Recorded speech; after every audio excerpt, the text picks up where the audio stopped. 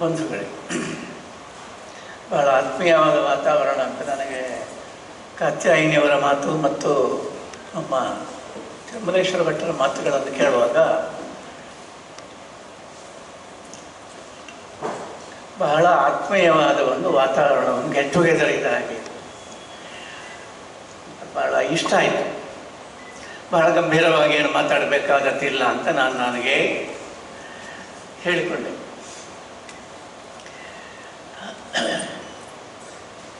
ಒಂದು 30 ವರ್ಷಕ್ಕೂ ಹಿಂದೆ ಮೂಲ್ಕಿಯಲ್ಲಿ ದಕ್ಷಿಣ ಕನ್ನಡ ಜಿಲ್ಲಾ ಸಾಹಿತ್ಯ ಸಮ್ಮೇಳನ ಆಯಿತಾಗ ಜಿಲ್ಲೆ ಒಂದೇ ಆಗಿತ್ತು. ಅದರಲ್ಲಿ ಕಾತ್ಯಾಯಿನಿಯವರ ಸೋದರ ಮಾವ ಗುರುರಾಜ ಮಾರ್ಪಳ್ಳಿಯವರ ಏಕಾಂತದ ಆಲಾಪಗಳು ಎನ್ನುವ ಕವನ ಸಂಕಲನದ ಮೇಲೆ ನಾನು ಮಾತಾಡಿದ್ದೆ. ಆ ಕವನ ಸಂಕಲನದ ಹೆಸರು ಏಕಾಂತದ ಆಲಾಪಗಳು ಅಂತ. ಇವತ್ತು ನಾನು ಬಿಡುಗಡೆ ಮಾಡಿದ ಸಂಕಲನದ ಹೆಸರು ಏಕತಾರಿ ಸಂಚಾರ ಅಂತ. ಬಹಳ ಹತ್ತಿರ ಇದೆ, ಈ ಎರಡು ಹೆಸರುಗಳು ಬಹಳ ಹತ್ತಿರ ಇದೆ, ವಸ್ತುಗಳು ಬಹಳ ಹತ್ತಿರ ಇದೆ. ಆ ಕವನದ ಸಂಕಲನದ ವಸ್ತು ಕೂಡ ಬಹಳ ಹತ್ತಿರ ಇದೆ. ಈ ಏಕತಾರಿ ಅವರ ಕುಟುಂಬದಲ್ಲಿಯೇ ಈ ಏಕತಾರಿ ಸಂಚಾರ ಮಾಡುತ್ತಾ ಇದೆ. ಕಾತ್ಯಾಯಿನಿಯವರ ಕುಟುಂಬವೇ ಒಂದು ಕಲೆಯ ಮನೋಧರ್ಮಕ್ಕೆ ಸ್ಪಂದಿಸುವ ಕಲಾವಿದರ ಕುಟುಂಬ. ಅದರಿಂದ ಅವರು ಈ ಕವನ ಸಂಕಲನ ಬರೆದದ್ದು, ಈ ಕವನಗಳನ್ನು ಬರೆದದ್ದು ಏನು ಸ್ಪೆಷಲ್ ಅಲ್ಲ, ವಿಶೇಷ ಅಲ್ಲ. ಅದು ಒಂದು ಏನು ಅವರ ಒಳಗಿನ ಮಾತು ಅಂತ. ಈ ಕವನಗಳನ್ನು ಇಂಗ್ಲೀಷಿಗೆ ಅನುವಾದ ಮಾಡಿದ ನಮ್ಮ ಹಿರಿಯ ವಿದ್ವಾಂಸರಾದ ಚಾಮರೇಶ್ವರ ಭಟ್ಟರು ಅವರ ಮುನ್ನುಡಿಯಲ್ಲಿ ಅವರ ಮಾತುಗಳಲ್ಲಿ ಒಂದು ಮಾತು ಹೇಳಿದ್ದಾರೆ. ಏನಂದರೆ, ಇದು ಅನ್ಟ್ರಾನ್ಸಲಬಿಲಿಟಿ, ಇದನ್ನು ಅನುವಾದ ಮಾಡಲಿಕ್ಕೆ ಸಾಧ್ಯ ಇಲ್ಲ ಅಂತ. ಅಂದರೆ ಅನುವಾದ ಮಾಡಲಿಕ್ಕೆ ಬಹಳ ಕಷ್ಟ ಇದೆ ಅಂತ. ಕಾತ್ಯಾಯಿನಿಯವರ ಇದಕ್ಕಿಂತ ದೊಡ್ಡ ಒಂದು ಪ್ರಶಂಸೆ, ಇದಕ್ಕಿಂತ ದೊಡ್ಡ ಒಂದು ಒಂದು ಆನರ್ ನಿಮಗೆ ಬೇರೆ. ಇದನ್ನು ಅನುವಾದ ಮಾಡುವುದು ಕಷ್ಟ ಅಂತ ಅನುವಾದಕರೇ ಒಪ್ಪಿದ್ದಾರೆ.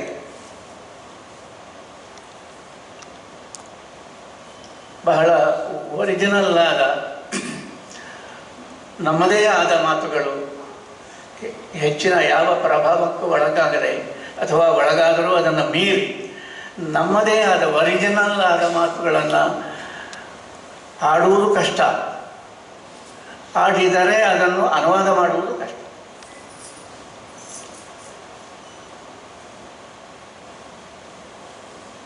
ಈ ಕವನ ಸಂಕಲನದ ಬಗೆಗೆ ನನಗೆ ನಾನು ಕಂಡುಕೊಂಡ ಕೆಲವು ಆಶ್ಚರ್ಯಗಳನ್ನು ನಿಮ್ಮ ಮುಂದೆ ಹೇಳ್ತೇನೆ. ಒಂದು, ಏನು ಬರೆದಿದ್ದಾರೆ, ಕೊರೋನಾ ಕಾಲದಲ್ಲಿ, ಬಹಳ ಆತಂಕದ ಕಾಲದಲ್ಲಿ, ಒಂದು 3 ವರ್ಷ 2 ವರ್ಷ ಒಂದು ಆತಂಕದ ವಾತಾವರಣ ಇಡೀ ದೇಶದಲ್ಲಿ ಇತ್ತಲ್ಲ, ಆ ಕಾಲದಲ್ಲಿ ಮೂಡಿಬಂದ ಕವನಗಳು ಅಂತ ಲೇಖಕಿಯವರು ಇದರಲ್ಲಿ ಬರೀತಾರೆ. ಕಾತ್ಯಾಯಿನಿಯವರು ಅವರು ಬಳಸುವ ಪದಗಳು, ಅವರ ಮನಸ್ಸು ಬಹಳ ದೇಸಿ ಮನಸ್ಸು. ಆದರೆ ಈ ಬಹಳ ದೇಸಿ ಮನಸ್ಸನ್ನು ಅನುವಾದ ಮಾಡುವುದು ಕಷ್ಟ. ಕೆಲವರು ಬಹಳ ಬುದ್ಧಿವಂತರು ಅನುವಾದ ಯೋಗ್ಯವಾಗಿಯೇ ಬರೀತಾರೆ. ಅಂದರೆ ಇದು ಅನುವಾದ ಆಗಲಿ ಎನ್ನುವ ಉದ್ದೇಶದಿಂದಲೇ ಬರೀತಾರೆ.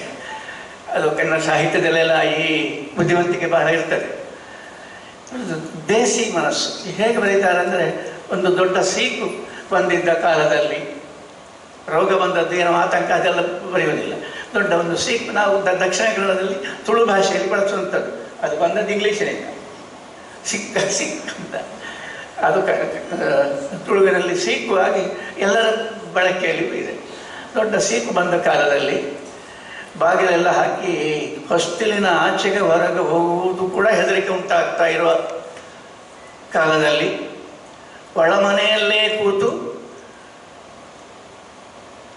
ಮನಸ್ಸು ಹುಟ್ಟೆ ಹೋಗುತ್ತಿರುವ ಕಾಲದಲ್ಲಿ ಅಂತ ಬರೀತಾರೆ. ಇದೆಲ್ಲವೂ ಬಹಳ ದೇಸಿ ಪದಗಳು.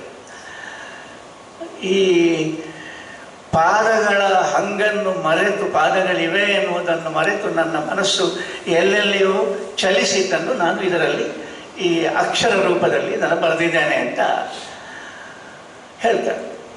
ಇದು ನನಗೆ ತುಂಬ ಆಶ್ಚರ್ಯಕರವಾದ ಒಂದು ಸಂಗತಿ. ಏನಪ್ಪ ಅಂದರೆ, ಮನುಷ್ಯನ ಒಳಗಿರುವ ಸೃಷ್ಟಿಶೀಲತೆ, ಕ್ರಿಯೇಟಿವಿಟಿ ಅಂತ ನಾವು ಏನು ಹೇಳ್ತೇವೆ, ಅದು ಪ್ರಕಟವಾಗಬೇಕಾದ್ರೆ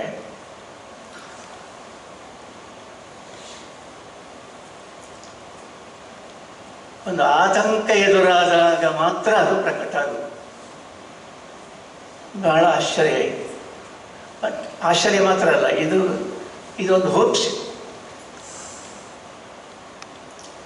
ಒಂದು ಜೀವನ್ಮರಣ ಪ್ರಶ್ನೆ ಎದುರಾದಾಗ ಮಾತ್ರ ನಮ್ಮ ಎಲ್ಲ ಸಾಮರ್ಥ್ಯಗಳು ಕೂಡ ಪ್ರಕಟ ಆಗುತ್ತೆ.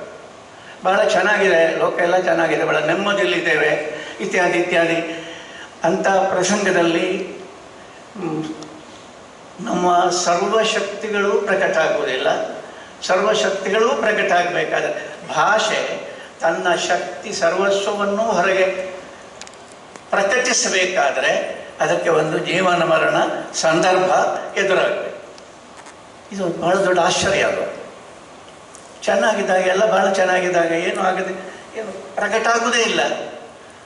ಪ್ರಕಟ ಆಗಬೇಕು. ಪ್ರಕಟ ಆಗಬೇಕಾದ್ರೆ ಆದುದರಿಂದಲೇ ನನಗೆ ಎಷ್ಟೋ ಸತ್ಯ ಅನ್ನಿಸ್ತದೆ ಲೋಕವನ್ನು ನೋಡುವಾಗ.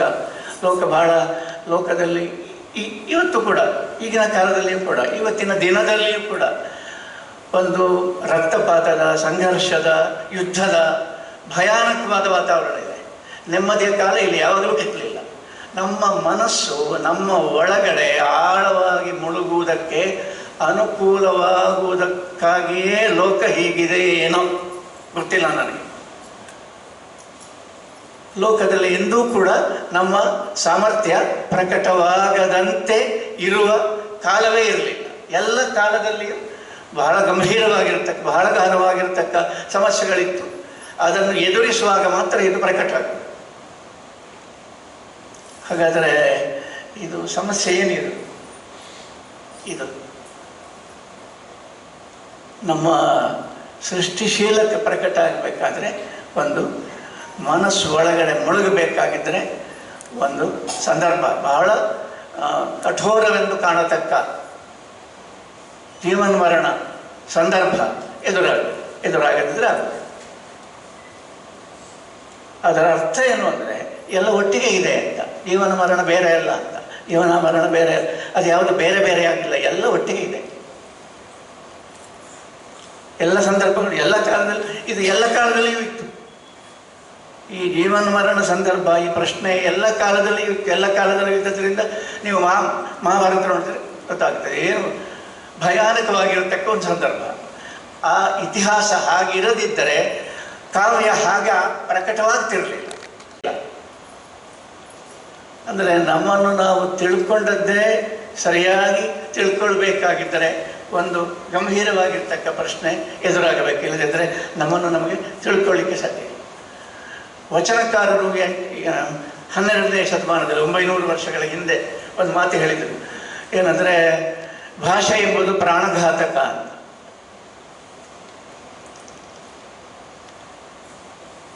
ಪ್ರಾಯ ಯಾರು ಹೇಳಲಿಲ್ಲ ಹಾಗೆ. ಭಾಷೆ ಎಂಬುದು ಪ್ರಾಣಘಾತಕ ಅಂತ.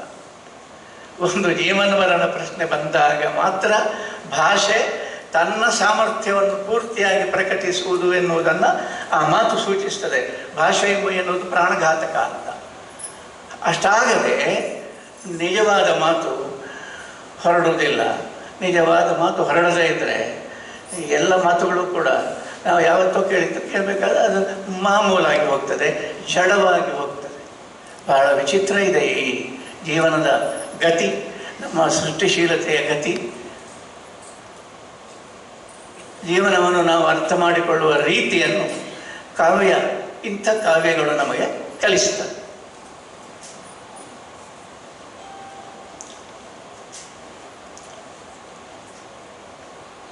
ಎಮರ್ಸನ್ ಏನಂದರೆ, next to the originator of a good profound sentence is the first quoter of it. ಒಂದು ಗಂಭೀರವಾದ ನಿಜವಾದ ಗಹನವಾದ ಒಂದು ವಾಕ್ಯವನ್ನು ಒಬ್ಬ ಹೇಳಿದರೆ ಅವನ ಹತ್ರ ಯಾರು ಇರ್ತಾನೆ ಅಂದರೆ, ಆ ವಾಕ್ಯವನ್ನು ಮೊದಲ ಬಾರಿಗೆ ಯಾರು ಉಲ್ಲೇಖ ಮಾಡ್ತಾನೆ, ಕೋಟ್ ಮಾಡ್ತಾನೆ, ಅವನಿರ್ತಾನೆ. ಅಂದರೆ ಅವನಿಗೆ ಅರ್ಥ ಆಗಿರ್ತದೆ ಯಾವ ಯಾವ ಮನೋಧರ್ಮದಲ್ಲಿ, ಯಾವ ಅರ್ಥದಲ್ಲಿ ಈ ವಾಕ್ಯವನ್ನು ಅವನು ಹೇಳಿದ್ದಾನೆ, ಪ್ರಯೋಗ ಮಾಡಿದ್ದಾನೆ ಅಂತ ಆ ಕೋಟ್ ಮಾಡುವವನಿಗೆ ಅರ್ಥ ಆಗಿರ್ತದೆ. ಇಬ್ಬರು ಒಂದೇ ರೀತಿ ಇರ್ತಾರೆ. ಅದರಿಂದ ಅವನು ಹೇಳಿದೆ, ಯಾರು ಕೋಟ್ ಮಾಡ್ತಾನೆ ಅದನ್ನು ಅವನು ನೆಕ್ಸ್ಟ್ ಅವನ ಹತ್ರ ಇರ್ತಾನೆ. ಅನುವಾದಕರು ಹೀಗೆ, ಅವರು ಬಹಳ ಹತ್ತಿರ ಇರ್ತಾರೆ.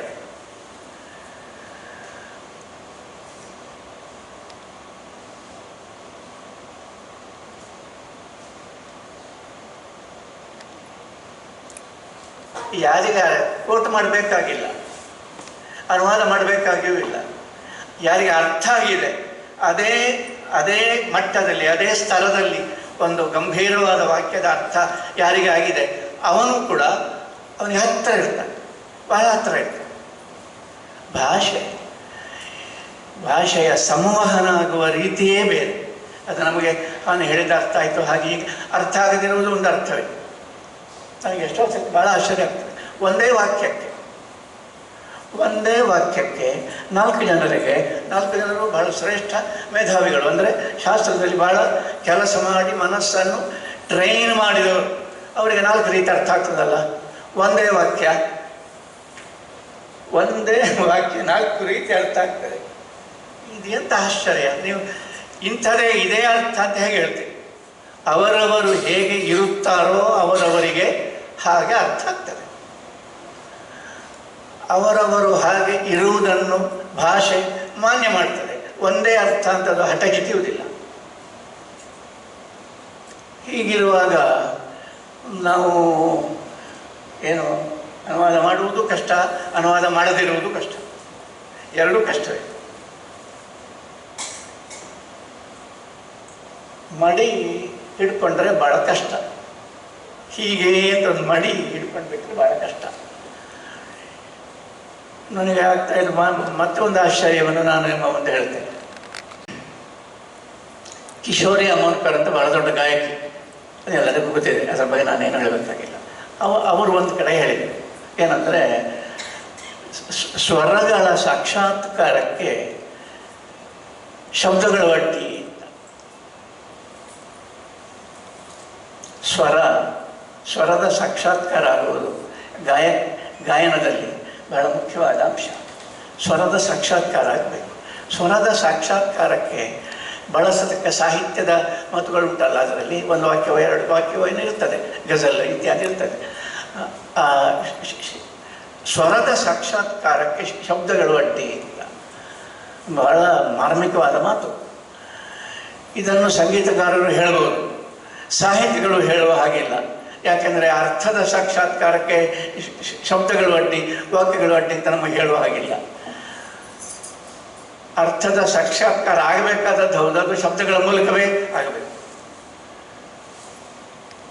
ಅಡ್ಡಿ ಅಂತ ಹೇಳುವ ಹಾಗಿಲ್ಲ, ಹೇಳಿದರೆ ಅದು ಒಂದು ವಾಕ್ಯವೇ ಆಗ್ತದೆ. ಅರ್ಥದ ಸಾಕ್ಷಾತ್ಕಾರಕ್ಕೆ ಶಬ್ದಗಳು ಅಡ್ಡಿ ಅಂತ ಹೇಳಿದರೆ ಅದು ಒಂದು ಶಬ್ದ ವ್ಯಾಪಾರವೇ ಆಗ್ತದೆ. ಕಷ್ಟ ಇದೆ. ಅದಕ್ಕೆ ಉಪನಿಷತ್ತುಗಳಲ್ಲಿ ಒಂದು ಉಪಾಯ ಮಾಡಿದರು. ಏನು ಮಾಡಿದರು ಅಂದರೆ, ದ್ವಿರುಕ್ತಿ ಅಂತ, ಪುನರುಕ್ತಿ ಅಂತ. ಇನ್ನೊಮ್ಮೆ ನೀನು ಹೇಳಿದರೆ, ನೀನು ಬಳಸಿದ ಪದವನ್ನು ಇನ್ನೊಮ್ಮೆ ನೀನು ಹೇಳಿದರೆ ಅದು ನೀನು ಕಾಣದೇ ಇದ್ದ ಒರಿಜಿನಲ್ ಸಂಗತಿಯನ್ನು ಸೂಚಿಸುವ ಸಾಧ್ಯತೆ ಉಂಟು ಅಂತ ಒಂದು ದೃಷ್ಟಾಂತಕ್ಕೆ ಭಾಳ ಅದ್ಭುತವಾಗಿರ್ತಕ್ಕ ವಿಷಯ ಇದೆ. ಅದೇನು ಅಂದರೆ, ಚಕ್ಷುಷಶ್ಚಕ್ಷು ಅಂತ, ಕಣ್ಣಿನ ಕಣ್ಣು ಅಂತ, ಕಿವಿಯ ಕಿವಿ ಅಂತ, ಶ್ರೋತ್ರಸ್ಯ ಶ್ರೋತ್ರ, ಮನಸ್ಸೋ ಮನಃ, ಮನಸ್ಸಿನ ಮನಸ್ಸು ಅಂತ, ಸವು ಪ್ರಾಣಸ್ಯ ಪ್ರಾಣ, ಪ್ರಾಣದ ಪ್ರಾಣ. ಇದು ಬಹಳ ಆಶ್ಚರ್ಯ. ಕಣ್ಣಿಗೆ ಕಣ್ಣು ಅಲ್ಲ, ಕಣ್ಣಿನ ಕಣ್ಣು. ಕಣ್ಣಿನ ಕಣ್ಣು ಅಂತ ನಾವು ಬಳಸುವುದು ನಮ್ಮ ಇಂದ್ರಿಯಕ್ಕೆ, ನೋಡತಕ್ಕ, ಲೋಕವನ್ನು ನೋಡತಕ್ಕ ಇಂದ್ರಿಯಗಳಿಗೆ ನಮ್ಮ ಇಂದ್ರಿಯಗಳಿಗೆ ನಾವು ಬಳಸತಕ್ಕ ಪದ ಕಣ್ಣು ಅಂತ. ಅದನ್ನು ನೀನು ಇನ್ನೊಮ್ಮೆ ಬಳಸಿದರೆ, ಕಣ್ಣಿನ ಕಣ್ಣು ಅಂತ ಬಳಸಿದರೆ ಅದು ದೇವರಿಗೆ ಸಂಬಂಧಪಟ್ಟದ್ದಾಗ್ತದೆ. ಅದು ನಿನ್ನ ಆತ್ಮಕ್ಕೆ ಸಂಬಂಧಪಟ್ಟದ್ದಾಗ್ತದೆ. ನಿನ್ನ ಒಳಗಿರುವ ಯಾವ ಸಾಮರ್ಥ್ಯದ ಮೂಲಕ, ಯಾವ ಶಕ್ತಿಯ ಮೂಲಕ ನಿನ್ನ ಕಣ್ಣಿನಿಂದ ನಿನಗೆ ಲೋಕವನ್ನು ನೋಡುವುದಕ್ಕಾಯಿತು, ಅದಕ್ಕೆ ಸಂಬಂಧಪಟ್ಟದ್ದಾಗ್ತದೆ, ಅದಕ್ಕೆ ಅನ್ವಯ ಆಗ್ತದೆ. ಅದು ಯಾವುದು? ನಿನ್ನ ಕಣ್ಣಿಗೆ ನೀನು ಬಳಸತಕ್ಕ ಪದವನ್ನು ಇನ್ನೊಮ್ಮೆ ಬಳಸಿದರೆ ಅಂತ. ಇದು ಬಹಳ ಆಶ್ಚರ್ಯ. ಇದರಲ್ಲಿ ದೇವರಿಗೆ ಮಡಿಯಿಲ್ಲ. ಮಡಿಯಿಲ್ಲ ಅಂದರೆ ನಮಗೆ ನಮ್ಮ ಇಂದ್ರಿಯಕ್ಕೆ ಬಳಸುವ ಪದವನ್ನೇ ನಾವು ಅದಕ್ಕೆ ಇನ್ನೊಂದು ಸರ್ತಿ ಬಳಸಿದರೆ ಅದನ್ನು ಸೂಚಿಸತಕ್ಕ, ನಮ್ಮ ಇಂದ್ರಿಯವನ್ನು ಮಾತ್ರ ಅಲ್ಲ, ಅದನ್ನು ಸೂಚಿಸತಕ್ಕ ಪದ ಆಗ್ತದೆ.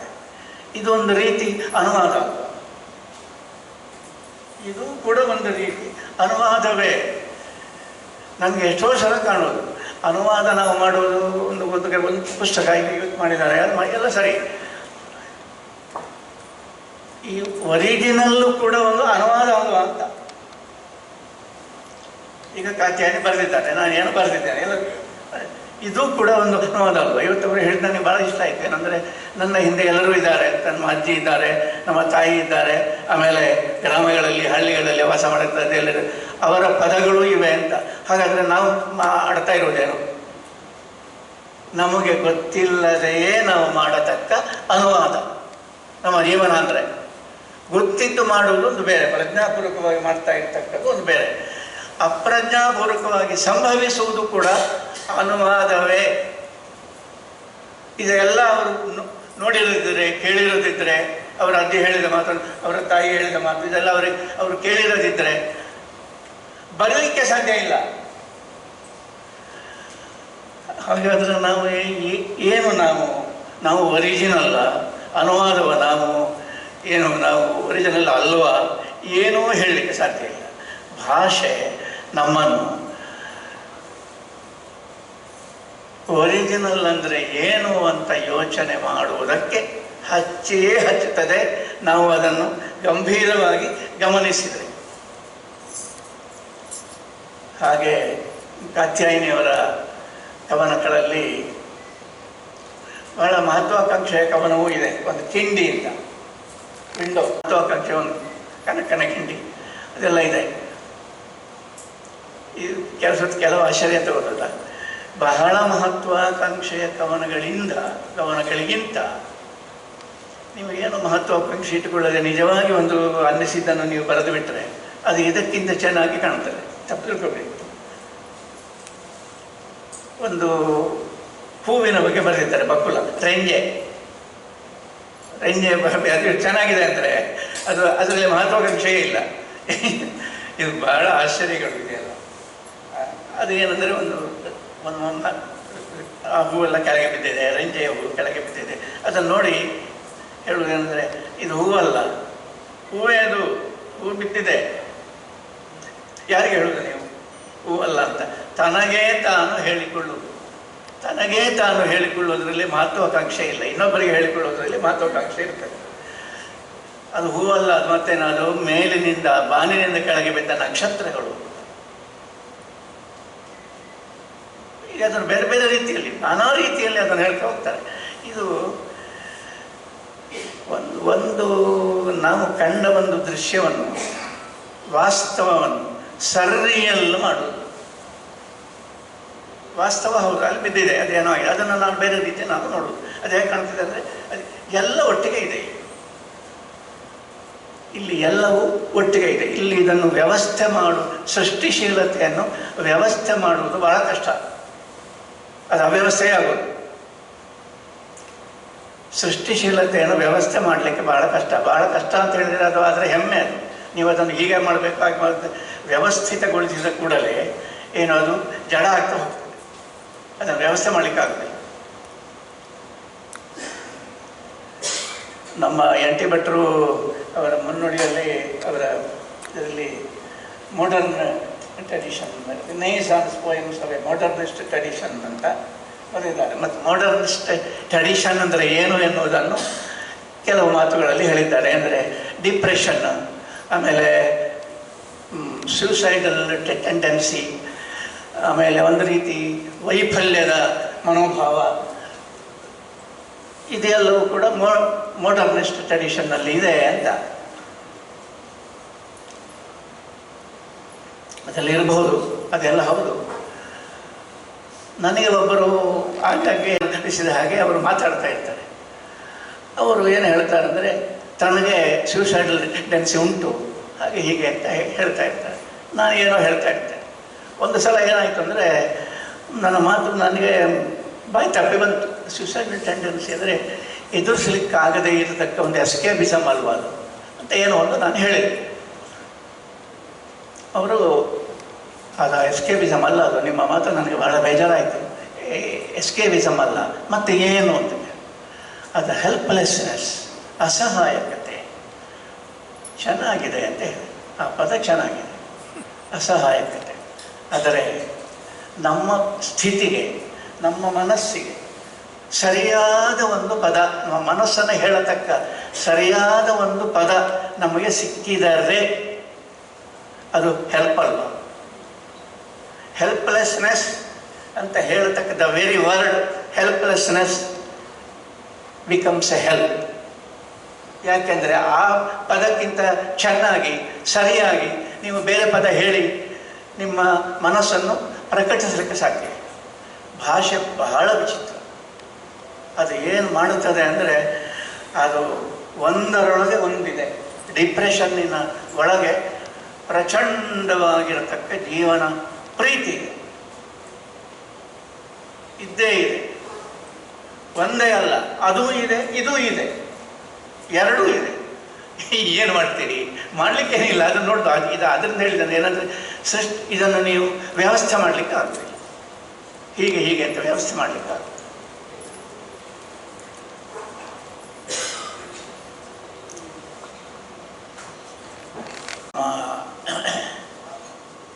ಮನಸ್ಸಿಗೆ, ಹೃದಯಕ್ಕೆ ಬಹಳ ವಿಶೇಷವಾದ ಕಾವು ಕೊಡುತ್ತಾ ಕನ್ನಡ ಭಾಷೆಯಲ್ಲಿ ಕೆಲಸ ಮಾಡ್ತಾ ಇರುವ, ಮನಸ್ಸನ್ನು ತೋಡಿಕೊಳ್ತಾ ಇರುವ ಕಾತ್ಯಾಯಿನಿಯವರಿಗೆ ನಾನು ಅಭಿನಂದನೆಯನ್ನು ಹೇಳ್ತೇನೆ. ಮತ್ತು ಈ ವಯಸ್ಸಿನಲ್ಲಿ ಆ ವಯಸ್ಸನ್ನು ಮರೆತು ಈ ಕನ್ನಡದ ಕವನಗಳನ್ನು ಇಂಗ್ಲೀಷಿಗೆ ಅನುವಾದ ಮಾಡಿ ಹೊಸ ಒಂದು ಟೈಟಲನ್ನು ಕೊಟ್ಟು ತಮ್ಮ ಉತ್ಸಾಹವನ್ನು ಪ್ರಕಟಿಸ್ತಾ ಇರುವ ನೀರ್ಕಜೆ ತಿರುಮಲೇಶ್ವರ ಭಟ್ಟರಿಗೂ ಕೂಡ ನಾನು ಅಭಿನಂದನೆಯನ್ನು ಹೇಳ್ತೇನೆ. ಮತ್ತು ನನಗೆ ಗೊತ್ತಿಲ್ಲದಂತೆ ನನ್ನನ್ನು ಇಲ್ಲಿಗೆ ಬರಮಾಡಿಕೊಂಡು ನನಗೆ ಒಂದು ಸನ್ಮಾನವನ್ನು ಮಾಡಿದ. ಸನ್ಮಾನ ಮಾಡ್ತೀನಿ ಅಂತಾದರೆ ನಾನು ಬರ್ತಿದ್ದನೋ ಇಲ್ಲೋ ಗೊತ್ತಿಲ್ಲ, ನನಗೆ ಹೇಳಲಿಕ್ಕಾಗೋದಿಲ್ಲ. ಅದನ್ನು ಮಾಡಿದ ನಿಮಗೆ ಎಲ್ಲರಿಗೂ ನನ್ನ ಕೃತಜ್ಞತೆಗಳು. ನಮಸ್ತೆ.